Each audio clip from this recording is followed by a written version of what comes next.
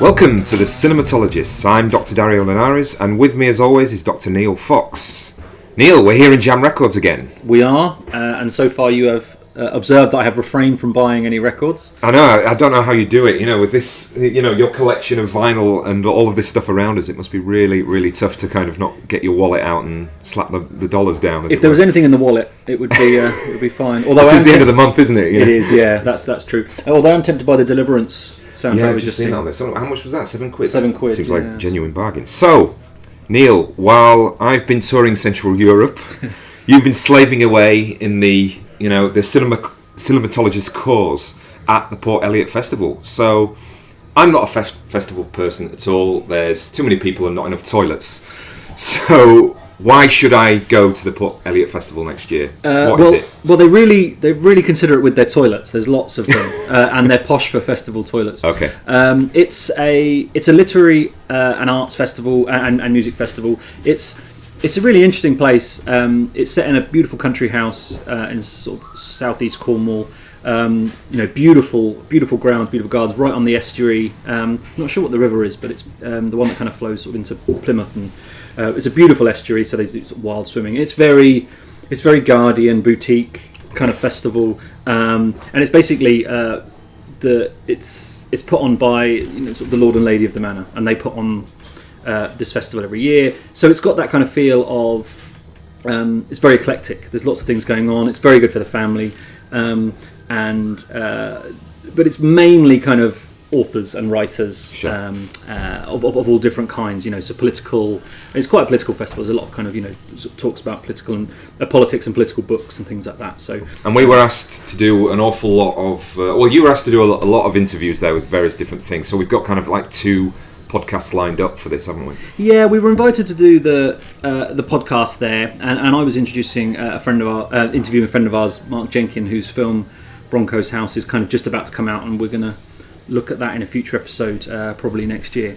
And so I was kind of around, and he just sort of said, would I want to talk to other people who are at the event and kind of maybe put together a special for the podcast. And when I saw the lineup and the sort of people that I could get to talk to for this podcast, I thought this would be a great chance for us to kind of expand what we do, but also capture some really interesting people as they came through the festival. So today, what we're talking about today is the kind of the central event that we did, which was our screening and chat. But over the weekend, I talked to sort of 6 or 7 people about everything from poetry to clouds. Sure. So wow. So yeah, a great expanse of topics covered. And as Neil says, we've got a second bonus podcast coming up, which will be all the stuff that isn't on this podcast, essentially. And this one is, as Neil said, is focused around the main screening that you did with Mark Jenkin subbing for me far too well.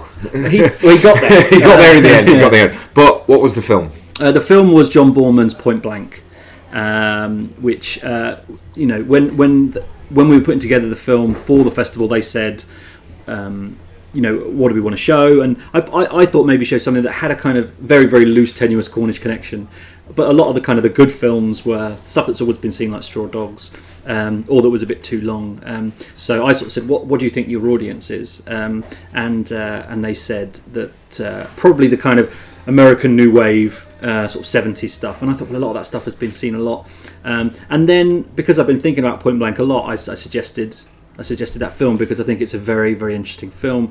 And although it's never regarded as, because in that kind of post Easy Rider boom, I think it's very influential. It's very instrumental in that shift from sort of the traditional American genre film into something more European, more existential, and far more kind of cinematic in terms of exploring cinematic language. So and they said that thought that was a great idea. Mark loves the film as well, right. So I thought it would lead to a good discussion, which hopefully the listeners will agree. So that's coming up in just a second. And also we have an interview with a writer called Tom Shone on his new book on Woody Allen.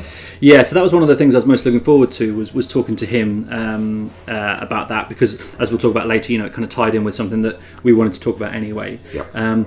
And of all the interviews I got, I thought it was the most kind of suitable one to sort of to put it with this, because I found it a really fascinating discussion on film and Woody Allen, and there was things that came out of it that he made me kind of rethink certain things about Woody Allen, which which I hadn't done before, and I just thought it was a really good chat. So yeah, that's coming up later on as well. Great. So we're going to start off by listening to Neil and Mark introducing Point Blank.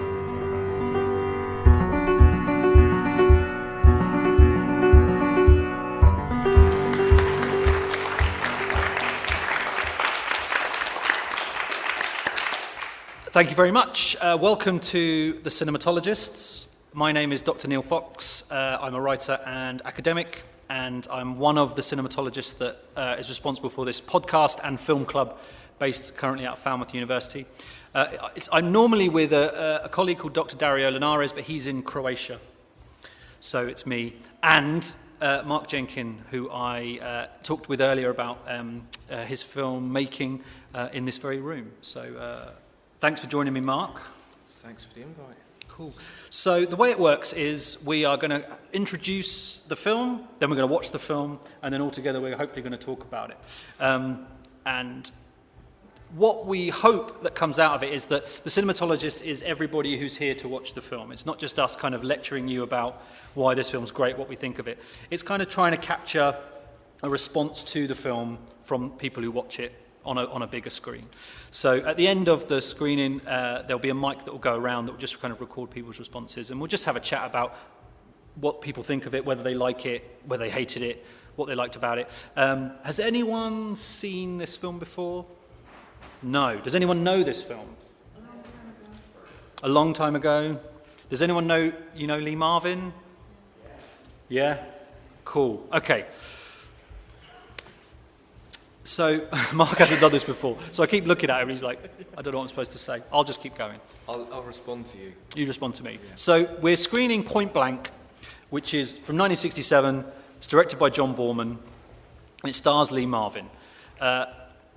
When we were asked to do this, we were asked to kind of pick a film that was in line with the Port Eliot audience. And the era that we were kind of given as a guideline was 60s and 70s Hollywood. And I picked this, and clearly I didn't pick a film that was massive in 60s or 70s Hollywood. Well, I haven't seen this film.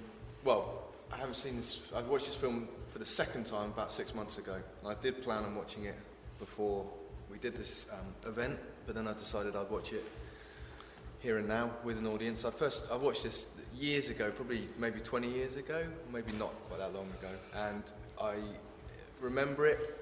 I didn't get a lot from it, and about 6 months ago, watched it again, and it's just stayed with me. A very good friend of mine said he thought it was his favourite film, and so I thought I'd better watch it, and I watched it and was just absolutely fascinated by it. By the way, it's kind of appears to be so straightforward, and then it stays with you, and then you sort of try to work out the logic of it, and maybe it isn't quite what you think it is. And I love that about film. That's the stuff that stays with you when you walk out the door.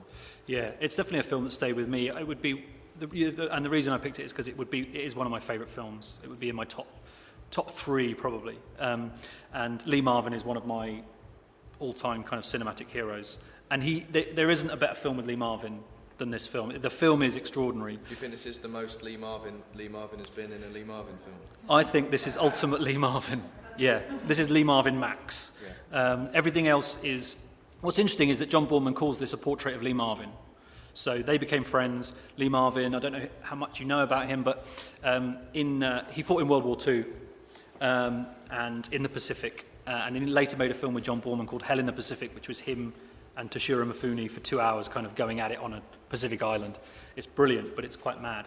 But he was in an attack where pretty much all of his platoon died except him. So he came back from World War II in the Pacific with this kind of survivor guilt. And then when they were making this film, Boorman realised that he was making a film about a man who, at the beginning of the film, as you'll see, is shot and left for dead by people that he trusts, and then kind of almost comes back from the dead. So it was this kind of, he called it a portrait of Lee Marvin, and Boorman's kind of camera is in love with Lee Marvin in this film, and there is very little,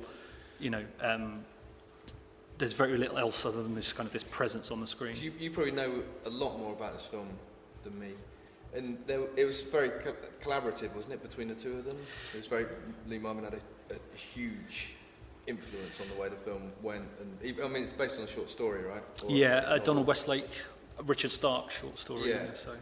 But from that point on, it's Boorman and it's Lee Marvin working in close creative collaboration. Yeah, lots of different writers, and then when he gets on set, John Boorman's only made 2 or 3 films by this time. And they're British films. He made a kind of a film, I think it's about the Dave Clark 5, called Catch Me If You Can, in that kind of era of Hard Day's Night and stuff. And so he's kind of new to Hollywood. This is his first Hollywood film, and he's got Lee Marvin, who'd won an Oscar for Cat Ballou and had just shot The Dirty Dozen, so he's a big, big star. And he said that, Lee Marvin really helped him make the film, but it did become this... and he trusted Lee Marvin so much, and Lee Marvin was an amazing actor. I think it's always kind of forgotten how much of an amazing actor he was. And in this, he does so much with so little, and really, helps shape the film into this very European kind of crime movie where Lee Marvin doesn't really say a lot. And a lot of that was interesting is that he basically stopped talking, wouldn't do his lines, and John Boorman was like, "Why are you not talking?"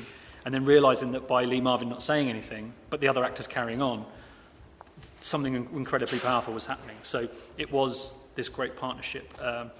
And in this film, even Hell in the Pacific is good, but it's not. This is such a unique and tight piece of work, I think. It feels like a film that's early in somebody's career. And what I was wondering was whether that is to do with the fact that it is a film that's early in somebody's career, or whether it just feels like a film that is kind of really out of place with the type of films that we see today. It is. I think it's... And was it out of place then? Kind of, but I think history has been very kind to it. And at the time, Boorman is a young filmmaker who loves European film. Yeah. And he loves, the kind of the new wave films. And he goes to Hollywood to make this crime movie with Lee Marvin, and he shoots it like a French new wave movie almost. But at the same time as that film, there are Jean-Pierre Melville in France is making Le Samourai, which is his, ultimate film about masculinity and this kind of post-war masculinity. Seijun Suzuki in Japan's making Branded to Kill. Bonnie and Clyde's coming out. Elio Petri in Italy is making We Still Kill the Old Way. And all those films have kind of coalesced now into this year of amazing kind of crime movies which have stood the test of time. And I think Point Blank was massively influential on Michael Mann. It was massively influential on Steven Soderbergh. And if you like the film and you want to geek out on it, there's a brilliant commentary where Steven Soderbergh talks to John Boorman about this film, and it's just amazing to hear the two of them talk. Specifically, the Limey. Yeah, the one that's cited all the time, isn't it? Yeah, and the Limey is essentially. Has anyone seen the Limey, the Steven Soderbergh film? Yep. Sorry. Yes. And you haven't seen Point Blank. No. Okay, cool. Well, I think you might. Hopefully, you'll see just how much of a rip-off it is, but an homage in a good way. And Soderbergh's very open about how much he takes from this film. And I love the Limey. It's probably my favourite Soderbergh. I think it's brilliant. Because the other thing is that you talk about these iconic films being made in this very short period of time, and also sort of under the nose of the studio in a way, and especially with this one, for all intents and purposes, it looks like a straight genre picture. Yeah. But if you read the script, it would read like a straight genre picture, and really simplistic. Plot-wise, just A to B basically, and very little deviation. But then it is about atmosphere, and I think that's why I didn't remember it from the first time I saw it, because maybe the atmosphere wasn't relevant to me, and the plot is so simple that I didn't remember any of it. And now, seeing it 6 months ago, it was suddenly the atmosphere that hit me, and that's the thing that stayed with me. I won't sort of talk about it in too much detail, but that sense, that atmosphere that just prevails the whole way through. And I think, and you saying that he was just sort of very quietly refusing to speak his lines, that must be something the studio wouldn't be aware of necessarily, what was going on the ground. So the script had been okayed, the budget had been okayed, the director, the heads of department had been okayed, and then they were going ahead, and then this very unique twist on a genre picture was happening, and lucky to have it. Yeah, and I think they're lucky to have Lee Marvin. I think it's one of those great examples of a film where he's such a big star. He was never bigger than when he made this film. Really investing in a filmmaker and a film to the point where he was kind of making sure it got done in the way that it did. I don't think it did anybody a lot of good, apart from John Boorman, who obviously went on to make Deliverance, which is the film that he's probably most famous for, which he shot sort of a few years after, and he shot some stuff in between. But it was a film that was loved by critics and loved by filmmakers. Loved it because it just has this energy. Well, when I saw it 6 months ago, I thought, oh, right, yeah, you can do that. You know, you're allowed to do that. Those rules there and that logic there, we're allowed to do that. It's a reminder that we're working in an art form that's 12 decades old, and actually there aren't really any established rules yet, and you can play to the strengths of the form, really. Yeah, because like you say, because the plot is so simple. Lee Marvin plays a character called Walker, and the whole film is him trying to get the money that he's stolen from at the beginning of the film, and that's the plot. There's no real surprises. It's just watching him get his money back. But the way that story is told through use of time and form, and just kind of what I love about it when I teach is the way it handles exposition. The way we get information nowadays in films is that characters sit down and tell you, the audience, what is going on. And then through this film, you find out all the information, which is essentially a film about information, in the most ingenious ways. It is that kind of early film throwing it all at the wall, but somehow it kind of all sticks together. And it is beautifully edited and really tight. And it is a case of throwing it all at the wall. You do have fantastic failures when people do that, but you do have these sort of actual gems that just kind of, for whatever reason, just work. I think a lot of it is Boorman, who at the time, if anyone's seen his early film, Hope and Glory, or read any of stuff, he was a massive cinephile from a very, very early age. By the time he got to make films, it was in him, and he really, what I love about this is he didn't waste the opportunity. No. He took the bull by the horns. And you're right, he was lucky to have Lee Marvin there, because there's a lot of stories of very high-profile actors investing in directors to the point where a film is going to go into production, and then they get advice saying, actually, they get talked out of it by their people, and these things don't happen. Well, Kirk Douglas, the great example, with Kubrick, or with Anthony Mann, and he brings in Kubrick, When there's Marlon Brando with Peter Watkins as well, who was championing this British director, and then at the very last minute disappeared, and Brando, just walked off the project because somebody had a word in his ear and said, this isn't going to do you any good.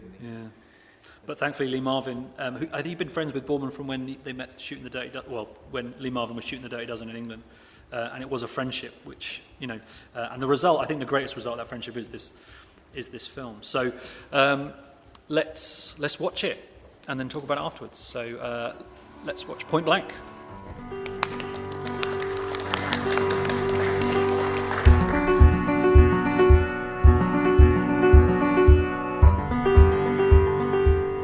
So it's really interesting that this was your first foray outside of the cinema that we usually do our screenings in, and obviously I would have thought, I wasn't there, but I would have thought that the audience was quite different. How many were there, and what was the demographic like? It was a very small room. It was a nice room, nice space. There's probably about sort of 20, 25 people there, which is kind of very common for the for the screenings that we have across the board.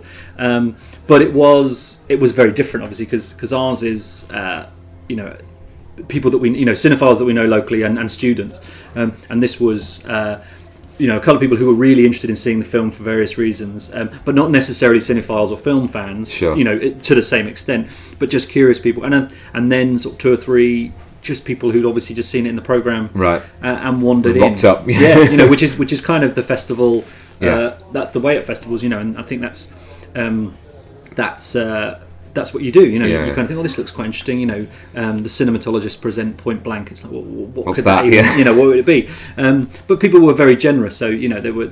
Were you looking around beforehand though? Were you kind of a little bit nervous, or were you everybody's in the kind of spirit of this? Yeah, it was such a nice atmosphere that I thought that similar to when we do it in the cinema here,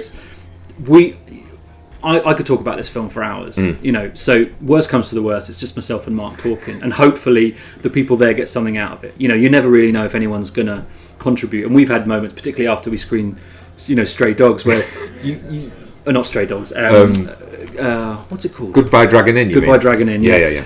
It's only because I saw Stray Dogs recently. Slightly different film, though. Yeah, very different. But you wonder whether anyone's going to say anything, or whether they're just going to sort of take it in. So. Sure. That's a little bit nervous, but it's more kind of curiosity of how's it going to go. What are they going to say? What are they going to think about it? And of course, I did that thing which you heard, which is, has anyone seen the film? And no one, which I think is great, because one of the joys of kind of teaching and kind of doing this stuff is hopefully introducing people to stuff, and setting the tone and the context so they watch it in a way that.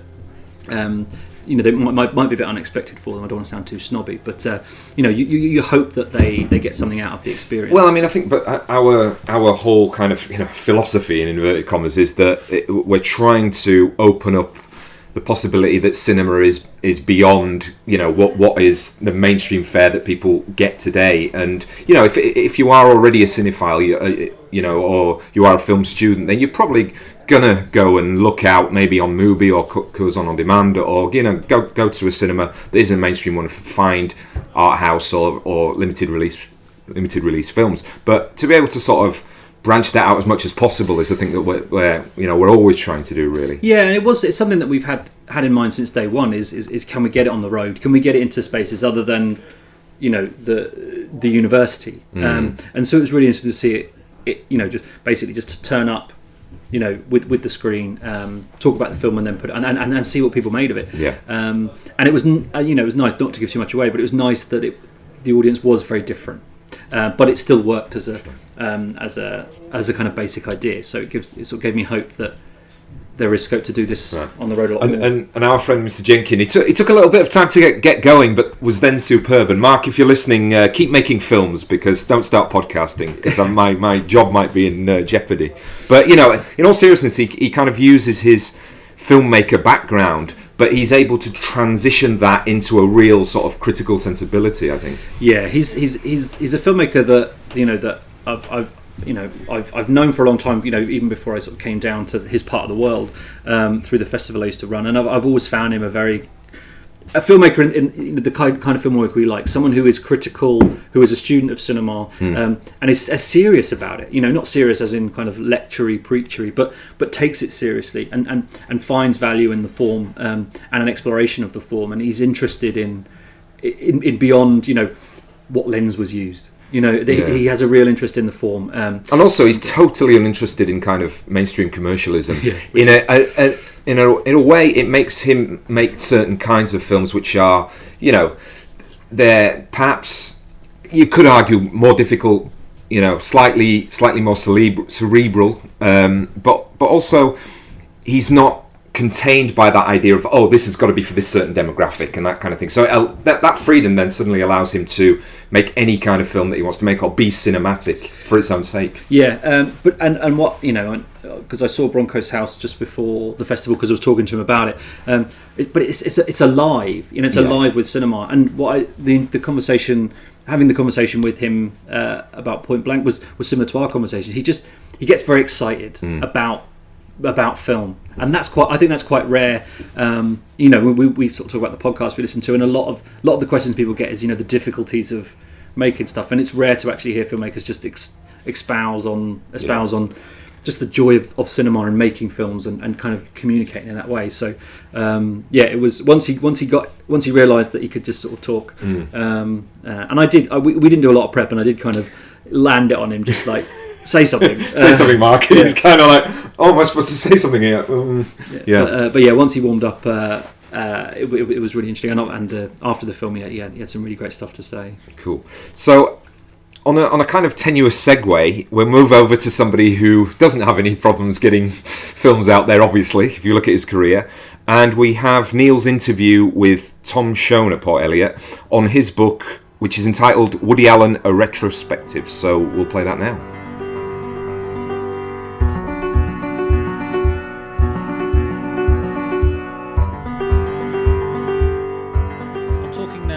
Tom Shone, who is here at the festival to talk about his new book on Woody Allen. Thanks for coming in, Tom. Nice to see you. What have you been doing here at the event? The festival? Yeah. Recovering from my jet lag. seeing kind of concerts, going to my friends' kind of book readings, eating some great food. Cool. Is this your first time here at No, I've sort of been coming on and off. Whenever I have a sort of book that I can, bring to the festival, whether it's about a filmmaker, I did something about Scorsese a couple of years ago, and came over for that. So generally, if I've got some sort of book to talk about, I'll come over. And what is the new book that's out soon? Well, it's a sort of overview of the films of Woody Allen, all 45 of them. And towards the end, it definitely felt like a bit of a slog. I don't think there's been such a productive filmmaker in a long time. They used to sort of like churn them out when the studio system was up and running, but they tend not to now, except for Woody Allen. He is prolific. Next time, I think I want somebody who's like made like 5 films. Like Terrence Malick or something like that. Yeah, Tarantino, someone like that. Did you do it chronologically then? It makes it sound like you started at the beginning and worked through. Yeah. Chronological trudge from beginning to end. In the later films, what are the highlights for you? Because obviously a lot of it is quite difficult and not, very, very different to his earlier, work. But whereabouts in the latter stages do you find enjoyment and sort of appreciation for him? Well, I'm a big fan of Blue Jasmine. Me too. I saw that for the first time the other week, and I thought it was really good. I kind of feel like all his sort of wishes came true on that movie. Like he'd always wanted to be this sort of serious dramatist, sort of Chekhovian, sort of tragedian, and he was so roundly sort of mocked for it when he first started to try and do it with like interiors. And Blue Jasmine is kind of one of those movies where it's really couldn't be darker. I mean, it really follows Cate Blanchett's character all the way down, and it's very kind of unblinking. So. But it's just so beautifully constructed. It's like an origami. She's like an origami woman, and it kind of like the flashback stuff is just done so neatly. It's just one of the tightest bits of writing he's done, I think. Yeah, and I think what I really, really loved about it was that all the actors seem to get the tone exactly the same. Because in a lot of his more recent stuff, some of the performances are a little bit different, but everyone seemed to be pulling in the same direction. And yeah, that's right. Really it constantly kind of verges on perhaps being comic, and then sort of pulls back for something a little kind of crueler, and of course she gives this kind of true, volcanic kind of performance. Apparently, she went in sort of thinking, oh, this is going to be, he'll do his usual thing of like 2 or 3 takes and then that's it, because he's very kind of hands off with his actors. But apparently he really, really kind of rode her like it was sort of 8, 9, 10 takes, which is very unusual. He doesn't do that. But obviously he just knew that he had to sort of work really, really closely with her. I think maybe now what happens is a lot of the kind of younger actors that kind of go into his movies are a little overawed by the fact that it's Woody Allen and he's won 3 Oscars, and so they tend not to not go in as equals. When Woody Allen was first making his movies, he had all these collaborators, Diane Keaton, Mia Farrow, Barbara Hershey, all these kind of great, Diane Wiest, all these great actresses, and they would frequently just sort of work on the script, change lines until they were kind of more comfortable with them. They don't think they do that now. No, it's quite a quick turnover. Yeah, it's interesting. He gave an interview this week, I think, the Chicago Sun-Times, and he again said, sort of downplayed his status, that he just makes films, and where do you see him, in kind of the almost the pantheon of American filmmakers, and has that shifted from kind of really going through his body of work? Yeah. Okay, so his natural default is self-deprecation, right? It's very cunning. If you self-deprecate with somebody enough, all you do is you compel them to repeat the compliment. No, you are great. Yeah. I think he likes being underestimated because it gives him a position of then coming from behind. In terms of where he is, it may take his death for people to sort of realise just what a kind of big figure he is. I actually would say people are always comparing him to Chaplin because he's the only other kind of performer who was a performer and an actor, a director and writer. That little trifecta. I actually think that he's a greater figure than Chaplin. You look at sort of Chaplin's career, and he sort of managed maybe 8 to 10 years, and then sound came along, and the career never really kind of recovered from that. Woody Allen has that initial run of great movies where he was just going for kind of physical comedy in the 70s, right? From, Bananas through Love and Death. He's got the equivalent of that career, but then what happens is he completely kind of reinvents himself. He learns from Keaton how to write women, right? How to write her voice, Annie Hall's voice. He learns how to write dramas that don't have him in the cast. A very difficult thing for a stand-up comedian to do is to sort of literally just banish himself from the films. So he essentially learned how to make Woody Allen films that survived without Woody Allen being in them. And I think that actually makes him like a kind of greater figure than Chaplin. That's not something any of those kind of guys, be it Keaton or Chaplin, ever figured out how to do. And some of those have been his greatest films. Purple Rose of Cairo, Bullets Over Broadway. I put them in the top 10. Yeah, I agree. Yeah, particularly the latter. That and Manhattan Murder Mystery were my kind of Woody Allen gateways. Yeah. Is there a good time to write a book about Woody Allen? It seems like in the last couple of years, his personal life has kind of come back to the fore. What's it like, kind of sitting down, as a writer, trying to kind of grapple with, with him as a person as well as obviously the films? Yeah, well, you feel a bit like being an apologist for Bernie Madoff or something. It's probably not a good time, but maybe paradoxically that makes it a good time. Yeah. He's sort of ripe for revision. I think his kind of reputation has kind of been cloaked for so long by kind of scandal and outrage and tabloid headlines, and a lot of speculation about his private life. And it's again sort of strangely enough put him in the position which I think he likes, which is again to be underestimated. Yeah. So, as I say, I think it might be his death, but whatever it takes, I think that there will be a revision of the at the moment. I don't think it could. I think it's been lower. I think maybe in the 90s it was the kind of the bottom point for him. Yeah.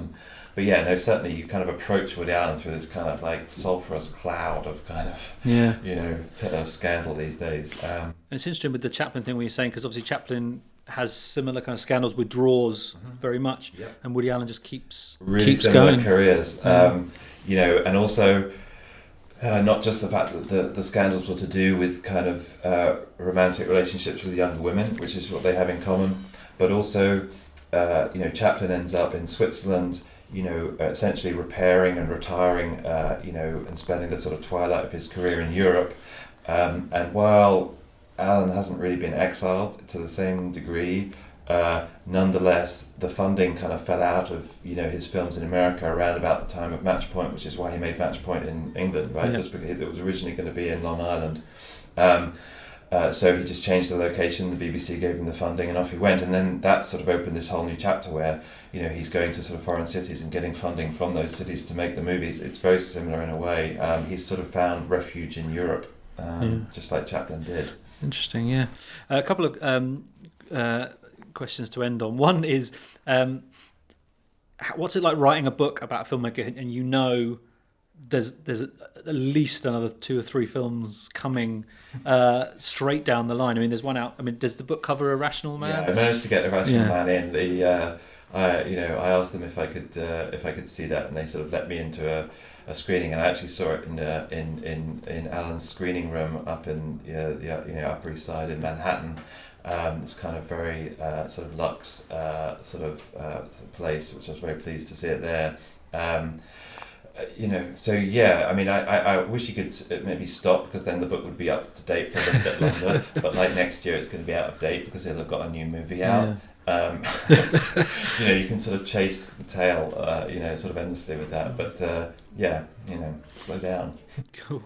And yeah, just is there a Woody Allen film that kind of stands out personally for you, that kind of means more than the others, having gone through all of it? That's such a good question. I mean, I definitely have a lot of. I mean, I really think big things about the farces like Purple Rose of Cairo, Bullets Over Broadway. The film that kind of, I did a top 10 before I started writing the book, and then I did a top 10 at the end of writing the book, which is something I always do when I kind of write a book about a filmmaker, just because I want to see what's moved. Yeah. And the biggest mover for me was Love and Death, which was the Napoleonic Wars, the one set in Tsarist Russia. I really fell heavily back in love with this movie. I think I saw it when I was 9, and I didn't really get a lot of it when I first saw it. I remember being a little bit put off by the fact that he dies at the end. I remember that puzzled me. That was the first time I'd ever seen that in a film. Yeah. Coming back to it, I now find it's just so sort of alive. I mean, it's just Woody Allen being Woody Allen. It's just totally him firing on all cylinders, holding nothing back, being as intellectual as he wants to be, as highbrow as he wants to be, and also just really, really accessible. And Diane Keaton's kind of great in that film. I mean, and you can begin to see like some of the sort of more serious themes that he would sort of tackle, but I think, Love and Death is just a beautiful film. Great. Well, thank you very much for coming in and talking to me about Woody Allen. Pleasure. Thank you.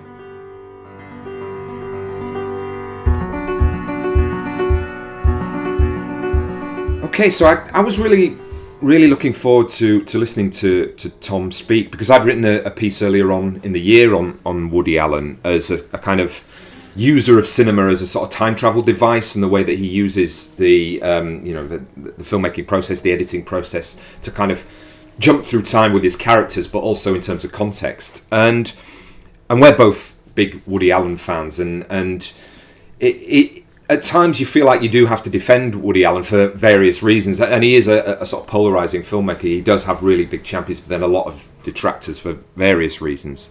And that point that came up in the interview there, has Woody Allen suffered, Neil, do you think, in that he makes a film, every year, or at the most every 2 years, so you just get this massive oeuvre, it's just so many films one after another. If he'd have taken a little bit more time and maybe made a film every 3 years, do you think his later work may have been a little bit better? It's interesting, isn't it? I mean, because I read an interview with him just before the Tom Shone, and he's convinced that that's the only way he kind of knows how to do it, and that's his.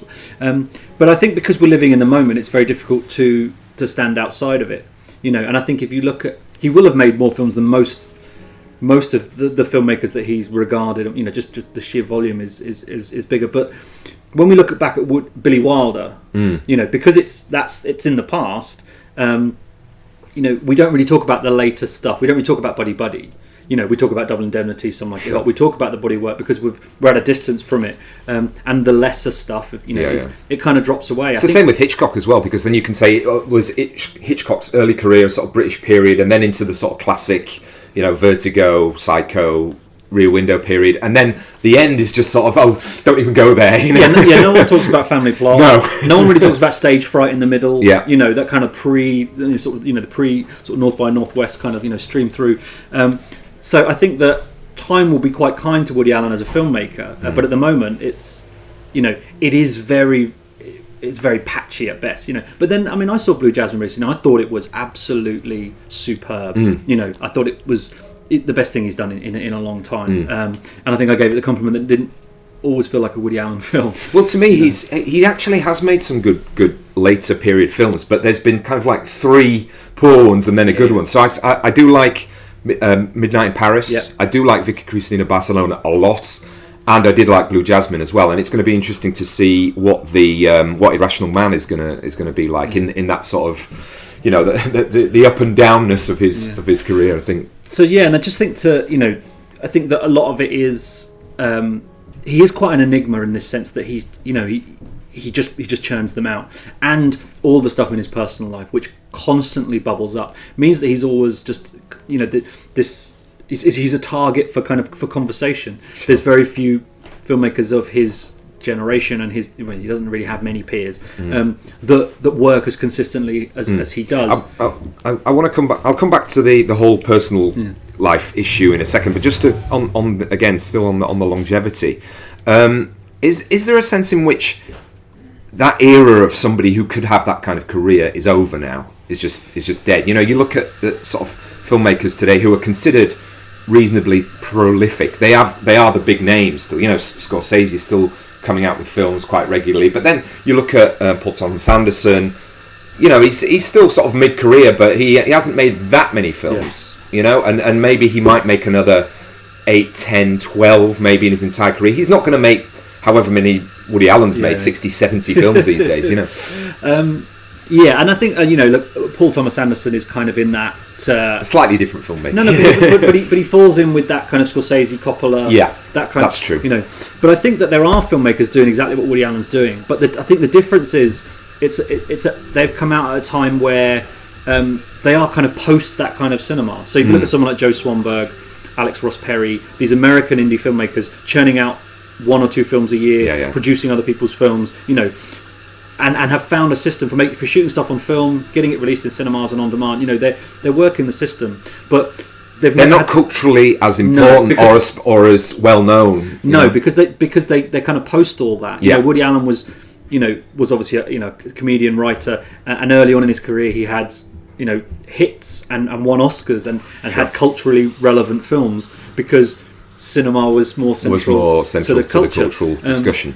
So there is people making really interesting, really good films consistently, as more than Woody Allen is, but they don't get the coverage because they didn't make Annie Hall, they didn't make Manhattan, and they didn't make Hannah and her Sisters.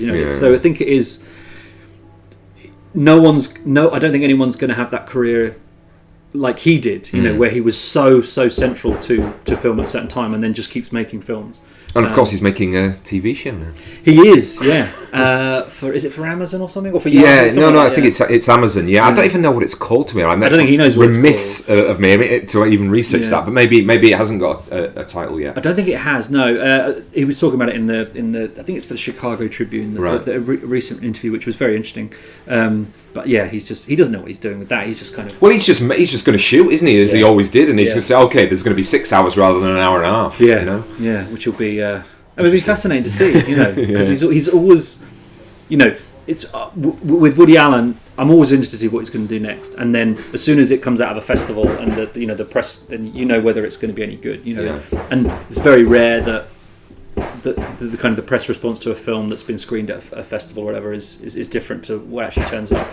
People kind of know whether it's going to be a strong Woody Allen film, very early on, which is so you just end up not seeing so many. You're like, I'll wait for the next one, see if it's any good. Yeah, I did want to touch on the question that you did ask. You did ask Tom about about his persona, about his life outside, and he could have shied away from that and said, no, I just want to talk about the films, because it is difficult. I mean, when I was writing the article, it was right in the window of when the person was accusing him again of abusing them back in the day. So it was all coming out about and actors were being asked why, are you working with Woody Allen? Don't you see that as problematic? And it's a difficult one, isn't it? I mean, I don't think, my personal opinion on this is that he's a different case to say someone like Roman Polanski, who was convicted, and it was well known that he then dodged his conviction. And the whole situation with Mia Farrow and with the daughter. I mean, he's still with the daughter, isn't he? Yeah, he's still married to Cindy. So it's a tough one, because that surely she would have come out and said after all the years. Well, there was a real problem here. I mean, it doesn't absolve the fact that that obviously was a very dodgy situation, and it's a difficult one, because when somebody accuses someone, you have to be sort of innocent to proven guilty. But it does seem to these sort of major directors do seem to have this polarizing effect when it comes to when these accusations kind of come out. Yeah, and they make us ask that very uncomfortable question of, do you separate the art from the artist, and how do you do that, and is it is that even possible? And we've talked about that before, and we've talked about it flippantly, not flippantly about Woody Allen, because it's not a flippant situation, but if you don't separate the art from the artist, then you don't really like anything, because so much that's great. You look at people like John Lennon, a very, very problematic figure. You wouldn't like very much that because there's something in a lot of the people that create this stuff that is kind of dark or troubling. You'd have a totally culturally anemic life if you were so morally pure and said, I'm not going to listen to anything or watch anything that's by somebody that I don't agree with their politics or their personal behaviour. I mean, the funny one was sort of Christian Bale with his whole kind of going off on one about the lighting guy. You thought, what a dick. But you've got to be able to sort of say, well, yeah, he's a bit of an idiot. And Matthew McConaughey was another one when he gave the Oscar speech. I was like, I don't want to watch that film now, because I haven't seen the one that he won. What's Dallas Buyers Club. Yeah, Dallas Buyers Club. Sorry, I hadn't seen that, and I was like, I've just seen his speech, and he's a bit of an idiot. I don't want to watch his film. I was like, well, no, you can't do that. You know. But I think what's interesting is, we live in that. That's the culture right now. Yeah. Is let's dissect everything, let's talk about everything, and let's be very kind of subjective about the people, because it's and turning everything into this kind of celebrity investigation, which and it is because the Woody Allen thing, when when you were writing your article, it does make you not want to. I had Woody Allen quotes in my teaching. I'm thinking, should I be using this stuff? And I'm thinking, well, he's talking about filmmaking, and it's the same with there's some great quotes from Polanski on the process of teaching film, and it's some of the best stuff for students. But it's like there is part of you that thinks, what's the perception of this going to be if we if I'm using this stuff, because I'm not sympathetic to them as people, but I still love Manhattan. I still love Annie Hall. Absolutely, I can't not love those films because of something that that might have happened. It's very, but I think it comes and goes in the culture in terms of the confidence you have to say that I like his films. But I think the other problem, the other thing is that and this relates to one of the subjects that comes up on Brett Easton Ellis's podcast a lot, which we both listen to, which is, are we in a culture now where everybody is too politically correct, is too ready to take offence? That's the default position. How am I being offended? How am I being attacked by something that's out there in the world? And everybody is looking to cosset everything and put cotton wool around every opinion, and have we kind of... Is that part of what this problem is when we're looking at filmmakers or musicians or whatever, and because their personal lives are so available as well? Yeah, and I think it is. There's the assumption that it is always an attack. That people are being attacked. And that they're being attacked by someone from a position of extreme privilege. Which is usually a white man who and that's kind of the default attack position. And it does feel. I mean, just. Online, we've talked about this before. There's very little conversation. It's all, if you don't like something, then you get attacked. I've been trolled. I've been trolled. For posting thoughts on The World's End. Because I didn't find it funny at all. I love Shaun of the Dead, and I've got a lot of time for Hot Fuzz. But I thought The World's End was not funny and really self-indulgent. But you say that, and it's an attack. There's no conversation. It's not like. No. And that goes for everything. Every blockbuster, sure. It's always this reaction position. And what I think in terms of the Brady Snell's thing, which is so interesting, is those people feel like you're attacking them because they like it. And it's like, no, I'm not attacking you. I'm attacking the text. I'm not even really attacking. The other day I got trolled from both the left and the right for saying something about Jeremy Corbyn. It's just kind of like, I mean, when it comes to Twitter now, I'm just blocktastic. I've got that kind of. With Twitter, I've changed my sort of opinion of the way it works in terms of having that conversation. I think that's the exception. Most of the time it is, you're going to put an opinion out there, or you're going to link to something that you think is interesting or worth reading, and then the attack comes back, but there's no discourse. It's just simply, right, you've stated your position, here is my position, screw you. And there's no kind of movement forward from that. And that's the thing as well. It's the assumption that position is the final position. And it's very rarely the final position. Often you want to put stuff out there. I mean, over this summer, I've had my mind changed about several things I've seen by having conversations about them. Sure. Where you think, that was interesting. And then someone gives you another opinion. Oh, actually, that's. I want to see the different sides of the story. I want to understand how something is understood or received by people who are in a different position to me. I don't want to kind of say I liked it and that be the end of it. But the art of argument is also kind of a lost art in a sense. It is, because the media doesn't allow for a conversation, because it's very Twitter doesn't allow for a long conversation. And also it just gets lost in the stream. You have to move on. Twitter almost needs a kind of like, that has to be the starting point, and there needs to be another app that goes, and then you can have a proper kind of discussion or something like that, like the telephone or... Okay, so to pull back from that small tangent there, Woody Allen, Neil, for you, what's your best and worst? Well, my gateways, as I sort of said to Tom, were Bullets Over Broadway and Manhattan Murder Mystery, films I still really, really love. But I mean, I can't get past Manhattan and Sleeper. I think that two of the. But then also I love Purple Rose of Cairo, and I watched, which I hadn't seen before when I did my doctorate recently. I watched Stardust Memories, which is a fantastic film. Yeah, it got slated, didn't it, when it first came out, because it wasn't the comedy. No, but then the film is all about this filmmaker trying to being very aware that he's making a step away from very popular kind of comedy movies, the early funny ones, as they've sort of become known in his filmography. And I think that one of the things that I think that Woody Allen is underestimated for is for how innovative and how experimental and how technically good his films are. I mean, the piece that I wrote earlier on in the year was sort of talking about this use of the time travel device and the way he uses it both in cinematic form but also in the content. So they're in the narrative, these jumps in time. And what films did you look at for that? So I looked at Sleeper, the early one, which is obviously a very obvious sort of time travel with the central character, and then Midnight in Paris.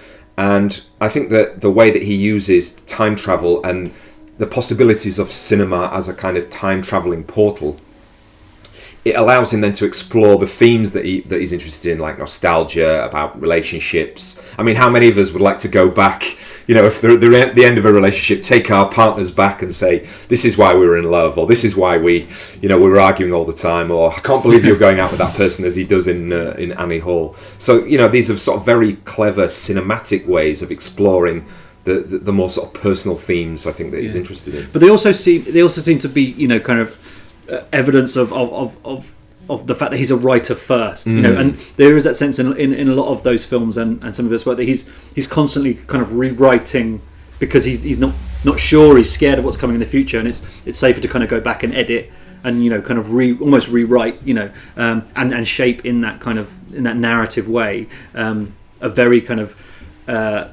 contained and controlled existence, which is very much the domain of the writer. Sure. Which I always find really fascinating. And worst? Well, we haven't had your best. I mean, we'll do it that way. Okay, yeah. Well, I can't really get around Annie Hall if it comes to the sort of anchoring point of. I mean, I got that DVD. It was probably the first Woody Allen film I saw. I think it's almost perfect. I mean, it's the prototype romantic comedy in terms of the sort of modern version of that. I mean, it does allude to sort of, earlier stuff that you could sort of look at, the Cary Grant, Katharine Hepburn type stuff. But I think everyone wants to do an Annie Hall who is into romantic comedy, and it's so hard to get, to get to that standard. And Diane Keaton is just perfect in that movie. I mean, Woody Allen's not a great actor; he's just Woody Allen, but she's amazing. And I also like, I do like things like Sweet and Lowdown. I love Deconstructing Harry. Yeah, the darkness and cynicism, I think, of Deconstructing Harry really sort of shows, the more difficult side of Woody Allen. But as I said before, I do like some of the later ones. I do think Vicky Cristina Barcelona is. I mean, it's a big guilty pleasure for me. Sort of good-looking people wandering around Barcelona and getting into trouble. It's just, I love all that. But I think what I like about that as well is that those characters seem very aware. The performances are very aware that they are good-looking people walking around. They're not trying to give it any sense of real kind of depth. But I think that really works for it. Well, I mean, to be honest with you, Penelope Cruz turns up halfway through and just basically throws a bomb into the middle of the picture, and it's kind of safe up until that point. But she's just awesome in that, playing that off her head Spanish artist. Indeed, and the chemistry and relationship between her and Bardem is just so wonderful. Yeah, it's perfect. Yeah. And so I've had a couple of times where I've gone into a Woody Allen film and just come out thinking that was terrible, and probably the biggest one as an example of that is Match Point. I hated Match Point. Yeah, but he loves it. He thinks that it's the closest he's kind of got to opera. And I just, and my friend Justin was an extra in it, and he's a big fan of it as well, because I think it is trying to do something different. But I think it's beyond him, in terms of what he's trying to which is this very operatic, almost kind of, so heightened melodrama thing. I just think modern Woody Allen seems to always comes down to the cast. You mentioned Diane Keaton. I was just going to say it's badly cast, that film. Jonathan Rhys-Meyers is so wooden, and I think that's been the problem, or for that kind of period of what's interesting now. There was an interesting piece last week about Woody Allen as the saviour of of serious actors. Yeah. You know, why do all these people want to work with him? Well, because their options are Marvel and DC or nothing at all. You know, so I mean that's kind of general, but you know, he provides a space for actors. Yeah. You know, where they know they're going to get dialogue, they know they're going to get a lot of time with other actors. You know, it is almost a safe, and they know that every year he's going to. You know, so Joaquin Phoenix, Cate Blanchett, you know, they know they get time to actually act, you know, and it's not in front of a green screen, and it's not, you know, they don't have to pose for a bendable toy, you know, so there is that, and I think that's where a lot of his most recent films have grown in quality, because he's got a bigger pool of actors, because those actors are looking for work, and that kind of match point era, the cast just aren't as, they're just not as strong. No, you know? and the whole, you know, with the whole second half of that where it turns into the Bill, it's just terrible. I mean, what's the actor? Oh God, what's his name? John Hammond. No, it's Nesbitt, isn't it? Yeah. Oh God, yeah, it's just a weird sort of really odd film for me.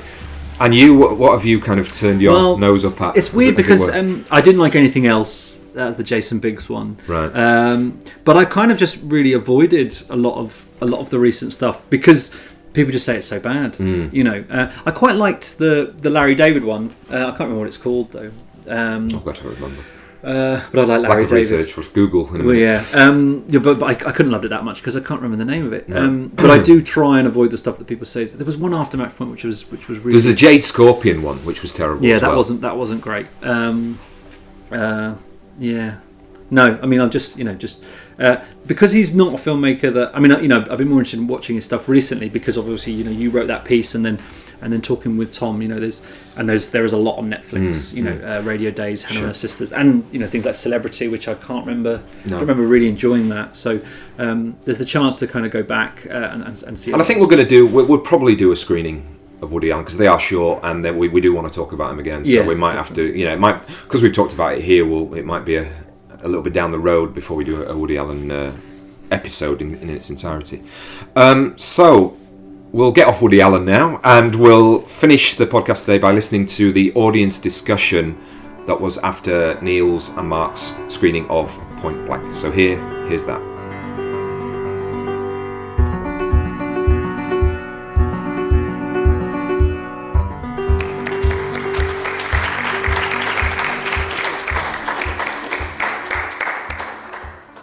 Thank you for staying. Sorry it was so quiet. Not sure why, but thanks for bearing with it. And I hope you still got something out of the film. I guess we'll find out in a bit. So Mike here's got a camera, which is a mic. Mike's got a mic, which he's going to bring round if anyone wants to say anything. It won't be amplified. It's merely for the podcast recording. But please use it so that we can get anybody's thoughts. I saw you scribbling away. Have you got some thoughts to start us off? Or I've got a body of evidence about how to read the film. Really, I don't know whether we want to get straight into this.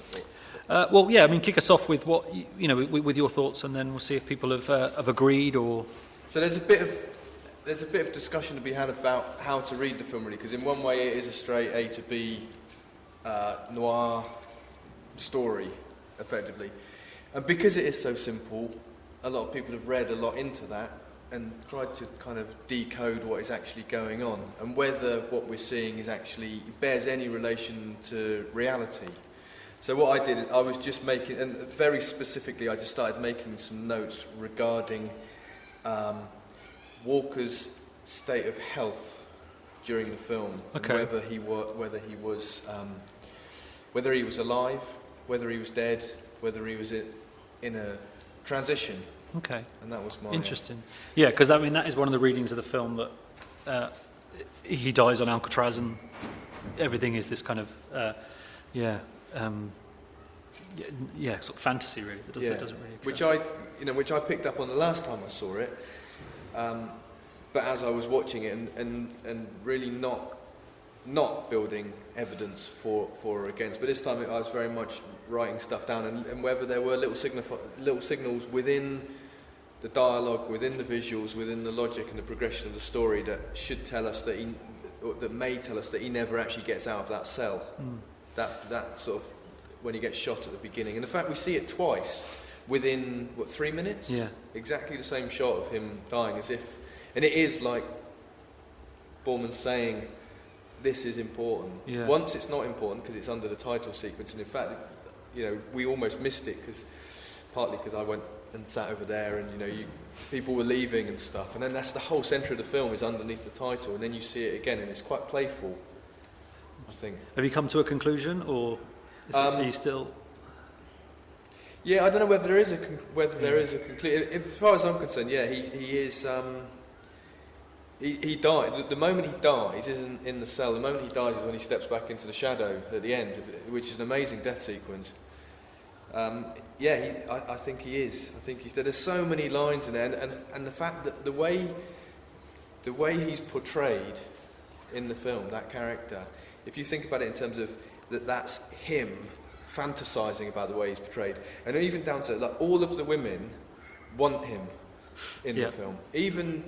And I didn't notice this before, but the girl in the diner, who's just drifting off from her partner. Yeah, she's holding hands with her partner, but she's staring at him, and it's like he's having this sort of revenge fantasy, but he can't help sort of painting all of the women as desiring him, and that's one thing. That's and also there's so many lines in there. But once you start listening, there's so many lines that are. People say you died at Alcatraz. If you take it literally. Yeah, and he doesn't disagree. No. Yeah. No. And also the voices as well. Over the sort of intercom system in the house at the end. It's just it is like a dying a trope that's used when you're dying. Voices that are logical elsewhere, but are kind of heard as voiceover, and are the things that normally in film kind of bring you round, and the context changes once you realise what's going on. Yeah, and she sort of says to him about he's chasing shadows, and it's very pointed. And when he gets shot at in the underground car park, which is funny because he doesn't move. He just walks. And that happens all the time. But normally it's through just inept filmmaking that people get shot at and nobody ever gets hit. But in this, it's not. It's something other than that he doesn't have to. Yeah, because it's not like he deliberately walks very slowly out of the line of fire after he's been shot. It's and they say at the beginning Alcatraz is virtually impossible to escape from, and then you see him escaping. Is it Carter who says that you can't take me out of here in broad daylight? Yeah. He takes him out of there in broad daylight. All these things that, if that is flagged up in a film, you need to take that as literally, right, that can't happen. If you do that, there's going to be consequences. Here, there are no consequences. Yeah. He very easily escapes from... And things are missed and unexplained in terms of time and in terms of plot. When but it's really funny. In terms of that crime narrative, it works really well. Like when he just gets into the penthouse and the two guys are tied up.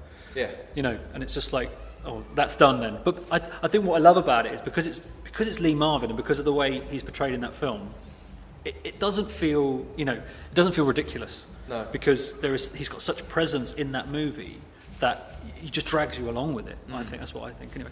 And when he's in that, when he's in the house at the end, and you see the guy gets out, Brewster, who comes to the plane, isn't it? And when he comes back to his house, you see the high security gate and everything like this. But before that, we've seen Walker in there with Fairfax, not even knowing where he is, as if it is that dream thing where suddenly you go, oh right, I'm here now, and you don't question it, you just go, right, I'm here. But also then once you see the security gate later on, you think, right, well he's there, he didn't know where he was, and also they must have got through that security gate, so it must be it's dream state, which is why it's such a brilliant film, and why, again, like we talked about earlier, that I love of films that are very obviously films. It plays to the potential of film to communicate the dream state. So you do flip around all over the place, and people and logic just goes out of the window. There's that brilliant thing in is it Blackadder the Third, when he's having this amazing dream. Blackadder's having a dream, and suddenly he turns around and he says something like, "Baldrick, why have you just turned into a dog?" And he goes, "Oh, great, this is a dream." And it's that kind of thing where the logic just doesn't count. And he also has a dream within a dream, if this is a kind of dream. Yeah, there's lots of that, particularly with the women and Mal, and then what happens to his wife. Yeah, he replays a lot of the stuff, almost like he's trying to catch himself up to where he is in his own narrative. And also the key thing, the ending, which sort of really confused me the first time I saw it, and I thought, oh right, that's it, is it? Which is a great ending because it makes you try and work out why that's it at the end. He doesn't take the money, so it's like he doesn't need, where he's going, he doesn't need money. What he needs is the moral high ground and be able to die. He needs the closure, because he's kind of stuck in this kind of purgatory of it's unresolved. So did anybody else get that, or were we just making that up? Has anybody got anything they wanted to kind of add or ask or talk about? Just here, just behind your mic. Because I don't know anything about the film other than what I've just seen, and the thing that struck me was, I wonder how much of an influence it was on James Cameron and Terminator, because he is that unstoppable force. And then we went down into the sort of those concrete rivers where there was sort of, I think they're flood defences or something like that. Old storm drains, I think he called them. Iconic thing from Terminator 2. So that was just. Do you know if that James Cameron has sort of cited it as an influence? I don't, but I completely see that, and I'd always thought obviously that location was kind of pivotal in Terminator 2, but I do get that kind of that, because he is unstoppable, and there's that great sequence with Angie Dickinson where she's pummeling him, and it's just but then he kind of gets hit by the pool cue. It's so, but there is that really that sense, I guess, of this guy has come from a different time to resolve.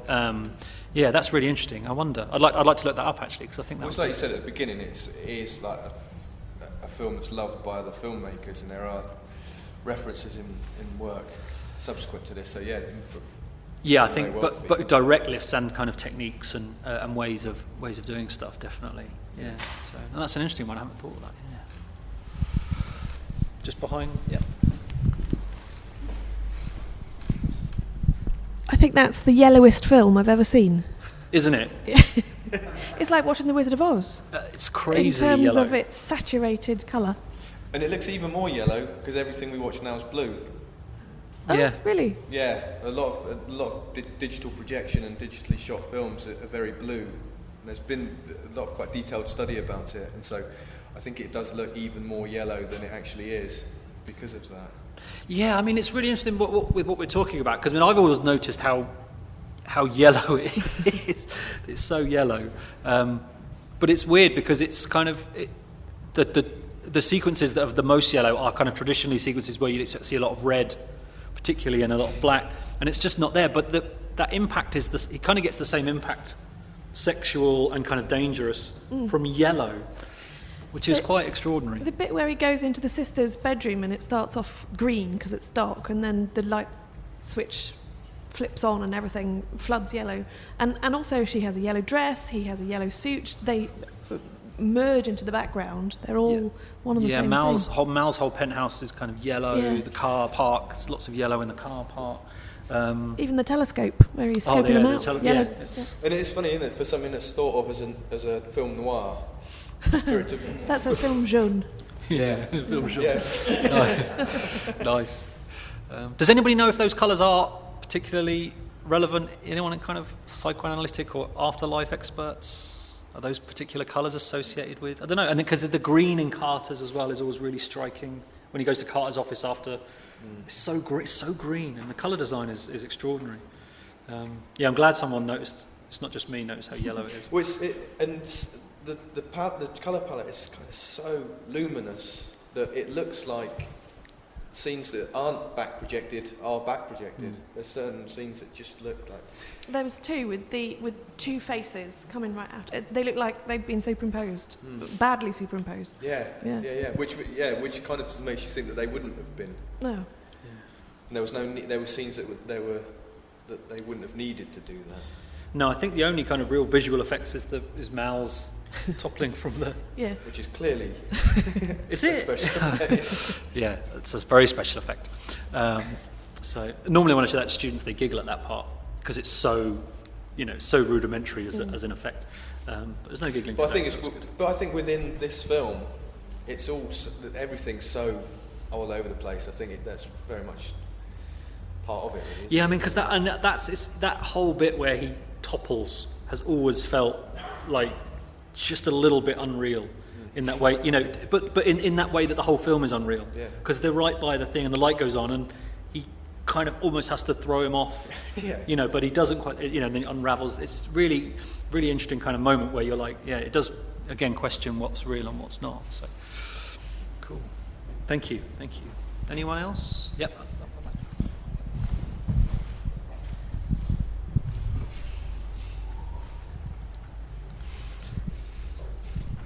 Maybe you could tell me why it reminded me of Clute, or why that film came into my mind.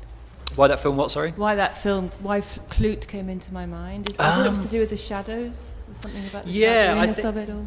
Yeah, I think I watched Clute. I think about 2 weeks ago again. And it's from that whole school of late 60s, early 70s Hollywood underworld, kind of taking the underworld very seriously in studio movies. But there's a very similar sense to Clute of kind of walking towards this kind of ultimate tragedy and ultimate, and the destiny. Relationship between the man and the woman. Yeah, that's interesting. Yeah, it's not clear cut, is it, at all? No. But there is this kind of sense of they need each other, but it's completely impossible for them to ever. Yeah, I think that's a really nice reference, actually. I thought it was a fantastic film. Every single shot I always felt visually gripped by, and it was such a fantastic way. It's such a fantastically visual narrative, and I'd forgotten how great it was, and I'm really glad to have come to see it again. Oh, thank you so much. Not that I did anything, but that's really nice to hear. And what was interesting, obviously, I've seen it a billion times, but because it was so quiet, you do appreciate how visual it is. And just how that story is told visually is remarkable. You almost don't need the dialogue. I mean, some of the dialogue is great, but it tells the story. It's a paradox, though, isn't it? Because I was thinking, you could play it without any dialogue, but the dialogue you're removing is all exposition. So it's kind of, it's not like, sometimes you have a film that's visually so strong that you can remove all the dialogue, because the dialogue isn't really saying anything. It's just kind of maybe little bits of character stuff and dialogue to hide subtext within and stuff. But this is so much exposition, and that bit towards the beginning where when she's talking about when they met, it's just so. If you wrote that down, it'd be so clunking. And I don't know, as a film teacher, whether you would, if a student gave you something that was written like that, without knowing how they're going to shoot it. It's on the page. I think it would. I don't think it works that well. Even on the page when you're sort of saying, "Oh, there's a flashback." I think it's the way that the film uses that language, which is the flashback in that case, in that particular case, is great because it's like it's a conversation scene that's going on, but nobody's talking. Yeah. So it is like a dream. She's remembering it, or she's provoking him to remember it, and it's remembered without words. Yeah, which is the way we remember things. Indeed, and she draws him into that memory from not saying anything, and in the memory doesn't say anything either, and it just washes over the both of them really beautifully. And that just, I think it must be a direct reference to On the Waterfront, that meeting scene, because it's so, and even kind of moves a bit like Brando in that movie. It's very, like this is how we met on the docks, and I think he's wearing his old Navy jacket as well, his old Marines jacket. It reminded me of the Umbrellas of Cherbourg as well, which yeah. It might just be. Actually, it reminded me of The Third Man. Okay, how so? I don't know it's just, I don't know, I haven't seen The Third Man for many, many years, but it was the sort of the darkness, the lack of light in lots of the shots, people sort of walking down unlit, sort of lengthy corridors and footsteps. Yes, and all in the shadows, a bit mysterious, people fitting in and out of the shadows. Does that resonate with you? I think so, yeah, because there's this sense of Walker throughout, in the same way there's this sense of Harry Lime in The Third Man. It's kind of, he's spoken of even though he's there, but for so many people he's kind of almost not there, and he almost kind of drifts through the narrative, and it's more about what he represents, in the same way that in what Harry Lime represents in The Third Man. It's almost what Walker represents here. You don't quite know what's happening or who's who or where they are, and yes. Yeah, no, that's a yeah. And I think this is one of those films, and knowing John Boorman as the cinephile he is, I think that all these things are not necessarily directly conscious, but I think there's certainly films that he would have drawn from, because it's clearly a successor to things like The Third Man and that kind of very direct noir film, sort of post-war filmmaking. I could just say something about yellow. I don't know, but the mystical teacher Rudolf Steiner said that too much yellow will drive you mad. So there's a kind of send you a bit insane. So I don't know if anybody knew that, but I'm just throwing it out for you to know. Possibly, yeah. I think, because it's definitely maddening, and people definitely go mad. Probably a bit much, isn't it? It's aggressive, isn't it? Yeah. Because I think in a film you're used to seeing reds and you're used to seeing blacks and blues, and they all represent something, and then you get this really aggressive yellow, and you're almost trying to work out the meaning of the assault, and it's not subtle in a really good way, I think. It's not subtle. I mean, you wouldn't paint your room bright yellow, would you? Or not many people would probably. It's not. Well, those guys would. I mean, they've got no taste, have they? Those guys have got absolutely no taste. What I love, though, is that throughout the whole film, and this is something I noticed very early when I watched it, was that Walker's character blends in to the environment wherever he is. Whatever he's wearing, he becomes part of the environment. If he's in grey, like in his wife's apartment, he's in the grey, and on the sofa he's barely distinguished from the sofa. In Brewster's house, he's in the mustard kind of, and he's part of the. He is just literally part of the landscape. He's not separate from it. I think that's really interesting. Yeah, and right from the beginning, right from when he leaves, when he gets into the water, again, he's sort of there's camouflage in a way, isn't it? He's just in everything. Yeah. But yeah. Cool. Anyone else want to add anything? Or? Cool. Okay, well, have you got anything you wanted to add or ask before we... One thing that I didn't notice before, the broken mirror shot, which is brilliant, because that borders on cliche, the shattered mirror, but that was an absolute beauty. Yeah, and there's quite a few of them, I think, as well, throughout. There's sort of 2 or 3 throughout the film. There's one early on in her house. And then it's the 2 shots when he stood in the bottom right. Yeah, I mean, she comes in at the top. Yeah, it plays around with poor Angie Dickinson. I mean, just having to spend so much time with John Vernon's Mal Reese, who is just, he just makes your skin crawl. It's such a great performance.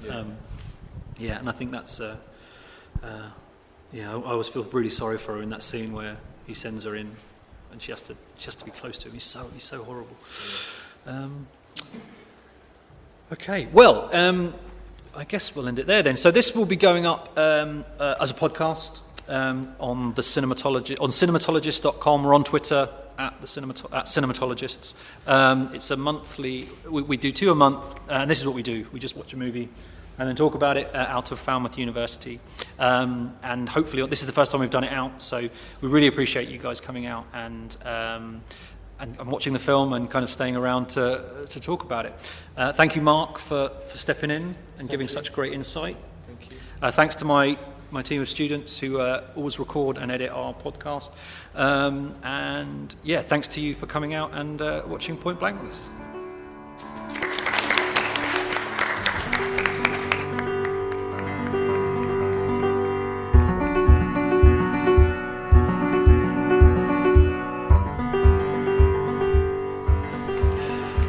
So Neil, judging by the audience question there, I mean, you touched on it before, that it was a different demographic to the students that we usually have for the Cinematologists podcast. I mean, there's an interesting point raised sort of about the concept of narrative logic versus kind of cinematic license and where the balance between those two things. Because sometimes you watch a film and you think to yourself, that is just so outlandish, I can't buy it. But you, for Point Blank, you were saying that you forgive the kind of plot problems, or they're not even problems, they're kind of deliberate leaving behind of narrative kind of structure in that sense. Yeah, it makes kind of confusing jumps. Yeah. But I think it is in service of the idea. Yeah. And also, I think again we sort of touched upon it there with the Woody Allen thing. When you've got Lee Marvin doing what he's doing in that movie, which is being so powerful, you kind of get dragged along with it. Which is why I think the film has lasted, because there's so much going on that Marvin almost detracts you from, so it takes rewatching it to kind of to get beneath the surface of what it is. But it is really playful with and I think because it positions itself as a straight revenge movie, but then has these weird jumps. It causes a confusion which I think is entirely deliberate, and absolutely fascinating with how it's playing with this dream state, and what's real and what's not, what's happened, and and allowing and leaving you to fill in the gap. There's no explanation really of all those gaps. It's entirely up to the audience to try and figure out what's gone on. I mean, I'm trying to think of somebody today who sort of dominates films in that way. I mean,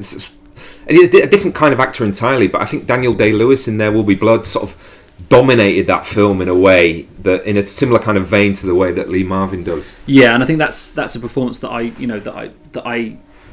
would compare to something like that. But it's so rare, isn't it? I mean, you look back and you look at people like Mitchum, and even McQueen in Bullet, a very different kind of performance to Lee Marvin, but very quiet, very stoic, drawing the audience in, physically. And Eastwood made in the sort of 70s and 80s is exactly that. Although Eastwood I would kind of maybe say slightly apart, because there is a kind of star persona, a movie star persona, which I think is quite different to Mitchum and Marvin, who seem more like kind of barroom brawlers, troubled, but with something magnetic about them. But that might be a kind of might need a bit more work on that.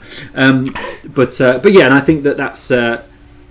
I don't see anybody. I mean, but the thing is, when Day-Lewis does it, he comes out every few years and he does something, and then he goes back in. Marvin was churning out Dirty Dozen, but then also kind of turning in a performance a couple of years prior to that, like in Cat Ballou, which is a lovely, gentle comic performance. I think his range was far greater than people gave him credit for. But I think this is still his most iconic and most incredible performance. Yeah. Okay. Just one thing on that very quickly, because I think one of the things I really liked about it was that a lot of people that came to see what was going on. They hadn't seen the film, but then the day after the screening, I was wandering around the site, and a couple of the people who they didn't say anything at the screening, but I saw them on the site, and they were just sort of very grateful for having the chance to see the film. It's a film they'd heard about, and they'd seen The Dirty Dozen, but they'd never seen Lee Marvin in that, and that was really nice to introduce people to it who would probably not have seen that film, and that was what was really nice about the chance to do it was, when we're kind of screening stuff for students, we are hoping that it will lead to them, but there is another side to it, which is just kind of keeping these kind of movies alive for people who won't necessarily get the chance to see it. If it's on TV, it's hidden in a billion channels and it's got adverts in, and I think there is something very important about it's doing our little contribution to trying to put cinema back in the kind of cultural, social, giving it its status within society and culture that maybe, in our very small way, we try to do that, I suppose, with the podcast. And that was really rewarding for me. So that actually links quite well to the announcement that we've got to make today, which is going to affect how the podcast is going to work, I think, maybe in the future, and that is that I'm leaving Falmouth University, so me and Neil are no longer going to be based on the same site. In fact, we're not going to be based in the same county, but we are not going to stop the Cinematologist podcast. It's going to continue, so fear not. But we're thinking of ways currently, both kind of thematically and also technologically, of how to continue. And so, Neil, what are some of the things we're going to be trying to do? Well, we think that the screening element is central to it. The kind of the discussion around a film, and having that kind of wealth of other voices, kind of sets us apart from other kind of film podcasts. So that will stay central. But we're hoping to get more on the road. We've had invitations to do it at different universities and different spaces, and the Point Blank at Port Eliot has kind of shown us that that's a good model. That's a good, for going forward. So we're going to do that, and we're going to just see where it goes, really, in terms of. But also, if we're thinking of doing maybe more screenings where it's just me and you, because if we can't organise a sort of live event, then because of the Pacific Rim one, which seemed to go down well, where we just went in, watched the film, and then we had a chat about it. So that's a possibility. Yeah, and we've got the confidence now from doing it that there is people out there who will be interested in that kind of episode as well. So kind of some more intense stuff where we are in the room, and we have to kind of just see how it sounds, how it feels, and kind of or not like starting again, but kind of maybe going back to some of those early episodes where we're finding our feet, and I'm sure we will, because the response to it has been great, and we do have a great time doing it, and there does seem to be an audience for it. So. So we shall keep going. these two Port Eliot ones, A and B, are going to be kind of like the end of season 1, really, sort of this sort of summer special, and then episode 10, I think, will start the season 2, as it were. Indeed, and we shall see what comes of that. I mean, we do have a couple of other things planned. With we're doing one with the BFI for the BFI season on love.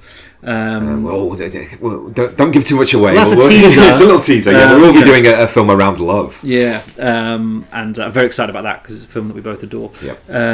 So that so there are kind of other plans other than just the kind of the traditional screening and chat that we've had in the first season. So and you'll probably hear other voices. I think Mark Jenkins is going to come back. Other guest speakers will come in, because obviously if Neil is putting on a screening or I'm putting on a screening, we can't actually get together. There will be other voices, but we intend very much to have the cinematologists in terms of the in between discussions that you hear. As me and Neil, and that will stay the same. So hopefully the podcast will grow and the audience will grow, and those of you who are listening will continue to listen. That's the plan, and more of a push, I think, for iTunes reviews and comments and stuff, so that we can really build up the new listenership, which is quite exciting. Absolutely. So this was a Cinematologist production. The title music is by Nine Inch Nails, and the segue music is by Moby. You can find information on screenings, music licenses, and archived episodes at cinematologists.com. Download the podcast on iTunes, and if you have the time, please give us a quick review. 5 and 4 stars if possible, and if you think we deserve it. Follow us on Twitter at Cinematologists, and on Facebook at facebook.com/cinematologists. Until next time, this has been the Cinematologists Podcast. Thanks for listening.